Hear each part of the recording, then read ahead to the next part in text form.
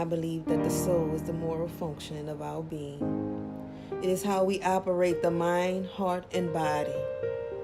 It is the container of our morale and our wounded selves. What happens when a container has reached its capacity to hold within it all of its silent wounds? A connotation of being occurred for one student at Clark Atlanta University during her first year on the path to a doctorate degree in social work. See how her story has invoked a generational enchantment of whispers in the DNA.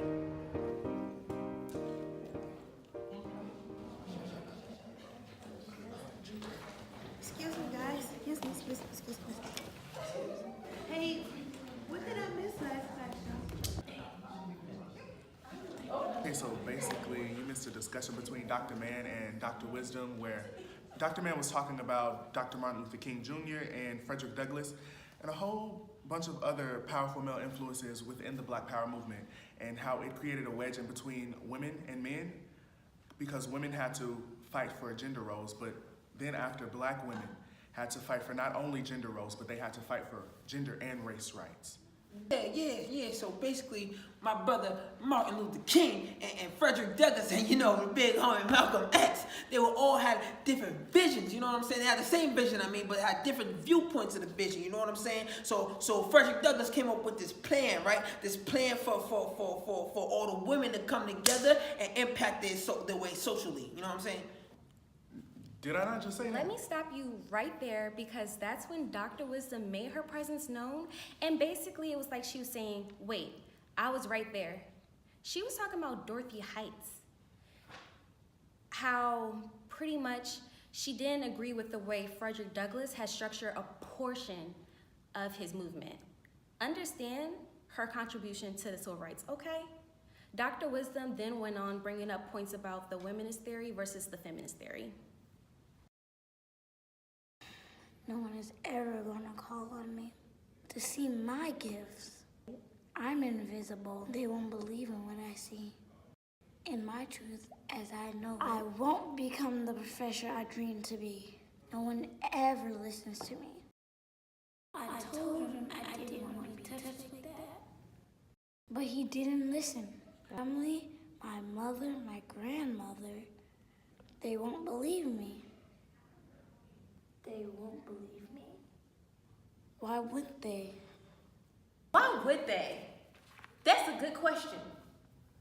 Because this fantasy land that this lady is talking about, it ain't real. Women fighting for other women? More like women fighting other women. That's all I've ever seen, and that's all I know. We're still getting over the bruises we got from the wife of my mom's boyfriend. She took her frustrations out on us in the middle of the streets of New Orleans. And where was Mom? She was nowhere to be found. She didn't even defend us. We're all the way here in Atlanta, and she's still not here. So stop all your whining. Women in our life are meek, silent, and straight up pushovers. You had your chance to play the invisible role, and look where that's got us. So I'll take it from here, and best believe we will no longer be pushed to the side or looked over.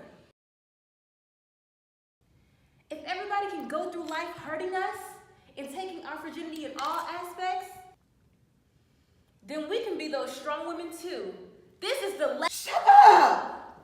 And listen to what they're trying to say. I know she ain't talking to me. I know, right? She ain't the professor. Aunt Shantae, you okay, girl? I'm sorry, y'all. This information is just new to me. I've been so isolated from this type of information. Where I come from, women were always hurting each other. They were constantly fighting each other. I never saw anything similar to what you're talking about. Thank you all for recapping